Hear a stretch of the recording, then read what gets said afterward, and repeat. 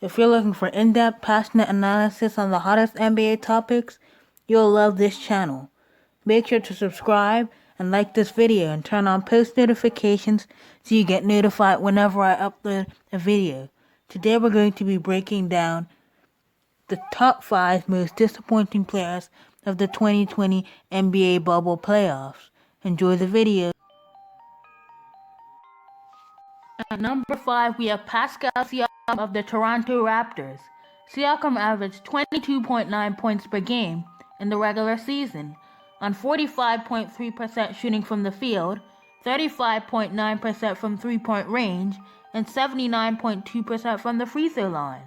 After winning the Most Improved Player of the Year in 2019, he made drastic improvements again this year, becoming an all-star starter and leading Toronto to the second seed in the Eastern Conference.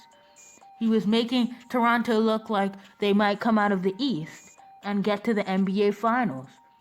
Unfortunately, during the NBA bubble, Pascal was not able to replicate his fantastic regular season play into the postseason. In the first round, Toronto faced the 7th-seeded Brooklyn Nets. Although the Raptors swept Brooklyn, Pascal averaged 20.8 points, 7.8 rebounds, and 4.8 assists on a very inefficient 40.6% from the field, 30.7% from three-point range, and 63.9% from the free throw line. But it was the second round Toronto-Boston series when Siakam really underperformed. Siakam struggled against elite on-ball defenders Jaylen Brown and Jason Tatum, who guarded Siakam for most of the series against Boston. Pascal put up averages of 14.9 points, 7.4 rebounds, and 3.3 assists in the series, hitting just 60.7% of his free throws, 39.4% of his field goals, and 9.3% of his three-pointers. Yes, you heard that right. Spicy P connected on just 9.3 of his threes against the Celtics. In the regular season, Pascal showed flashes of great pull-up shooting, but in the bubble, he went through a major shooting slump.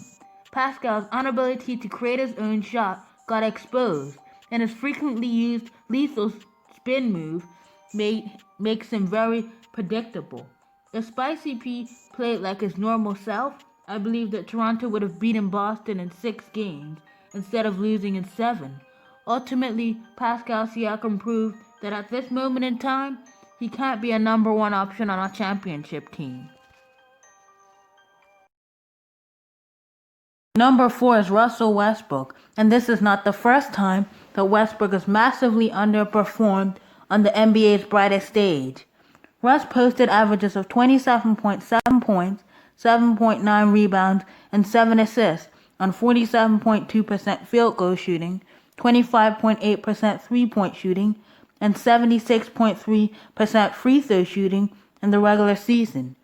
Houston traded Clint Capella to clear space in the paint and maximize Westbrook's talent during the regular season, and the trade looked to be doing wonders, with Westbrook settling for less jump shots and using his great athleticism and energy to attack the basket. Russell had upped his field goal and free throw line percentages drastically, shooting a career high from the field. With Russ playing so well going into the NBA playoffs, the Houston Rockets looked like a serious title contender. But the postseason changed everything. For the majority of the OKC-Houston first-round series, Russ was injured. But in Game 6, he made a recovery and played in Game 7 as well. In Game 6, he was especially bad, with 5 turnovers in the fourth quarter. Russ was fully healthy for the Lakers-Rockets series in the second round, but averaged less than 20 points per game and over 4 turnovers per game in the series, shooting a very inefficient 41% from the field. In Games 2 and 5, Russ was held to just 10 points on 28% field goal shooting combined and 33% free throw shooting combined in those 2 games. Houston fans are now scratching their heads. At first, Houston were perceived to be the clear-cut winners of the CP3 Westbrook trade, but after this year's postseason, I definitely think that the Rockets were the losers of the change. Reality is that Russ exerts little effort on defense, and he is not a safe pair of the hands who has no jump shot, and he's just not a winning player. Danny Green was the third worst player in the 2020 NBA playoffs. The only thing that Green provided the Lakers with this postseason really was great defense. Green was coming off a season where he shot 45.5% from three-point range and 84% from the free throw line, proving to be a pivotal part of Toronto's 2019 championship team. Danny Green was arguably the best 3-and-D catch-and-shoot three-point sniper in the whole league at that point, but that was all before Danny went into the worst shooting slump of his entire career in this year's playoffs. He hit just 34.7% of his field goals, 66.7% of his free throws, and 33.9% of his three-point attempts during this stretch. Even from the corner, he was bricking shots, and he's supposed to be a corner specialist. In the NBA Finals, Danny was even worse, connecting on just 28.9% of his three-pointers and 32.7% of his field goals. Danny made a handful of terrible decisions with the ball. He was committing turnovers, shooting and missing tough shots, and failing to fish at the basket. Some of his shots didn't even hit the rim. Green bricked an open three-pointer from the top of the key, which would have given the Lakers the title in Game 5. After the game, he received death threats from Laker fans. It wasn't all bad for Danny, though, who became a back-to-back NBA champion, and only the fourth player in NBA history to win a championship with three separate teams. He won in 2014 with the Spurs, in 2019 as a member of the Toronto Raptors, and now on the Lakers in 2020. Number 2 on this list is Lou Williams, who was a big part of why the LA Clippers choked away a 3-1 lead to Denver. Lou's reputation as one of the best closers in basketball was tarnished in the 2019 NBA playoffs. In the regular season, Williams averaged 18.2 points, 3.1 rebounds, and 5.6 assists per night. He made 34.9% of his three-point shots and 42% of his field goals, while making 84% of his free throws. But in the postseason, he no longer looked like the best backup point guard in the league, posting just 12.3 points, 2.4 rebounds, and 3.3 assists per contest. His efficiency was awful.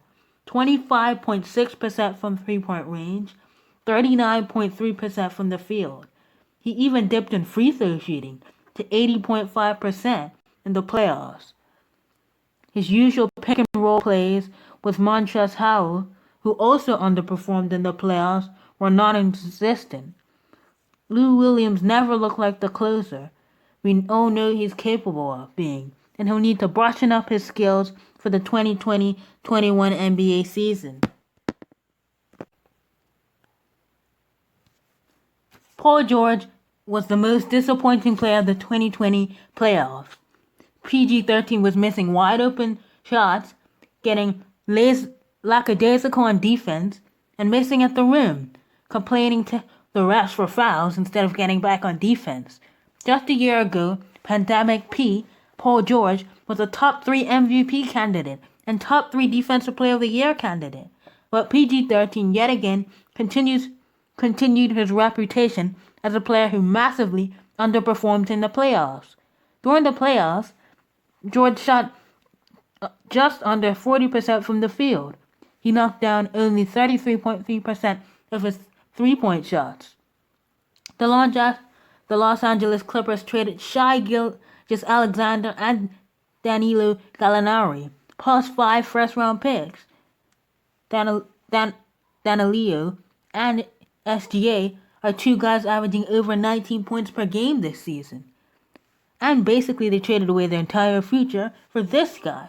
And after 1 year of seeing how things played out, I can say that OKC are definitely the winners of the trade. George was the laughingstock of the NBA. Damian Lillard and CJ McCollum were even making jokes at Paul's expense. Some of his shots were air balls or hitting the side of the backboard. Kawhi must definitely be regretting his decision to pick PG-13 as his running mate at the Clippers. He needs to brush up on his skills for next year, for sure.